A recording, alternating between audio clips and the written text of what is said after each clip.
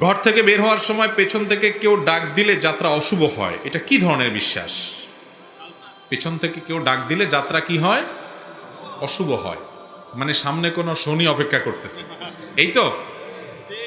আচ্ছা, তো পিছন থেকে ডাক দিলে কি হবে?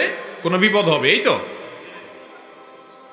আল্লাহ মাফ করো, এই সময় এসেও যদি এই ধরনের কুসংস্কারাচ্ছন্ন বিশ্বাস আমাদের সমাজে এখনো থাকে, এটা তো আমাদের জন্য লজ্জার কথা ভাই।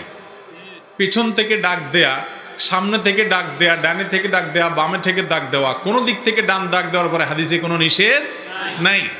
অতএব কেউ যদি মনে করে যে আমার পিছন থেকে কেউ ডাক দিলে আর এই পিছু টান হয়ে গেল, তাহলে আমার সামনে আর বোধহয় ভালো কিছু নাই, এরকম কেউ যদি বিশ্বাস করে, তাহলে সে এই ডাকের মধ্যে যে ক্ষতি আছে এটা বিশ্বাস করলো, এর ফলে সে একটা ছোট শিরকে লিপ্ত হলো।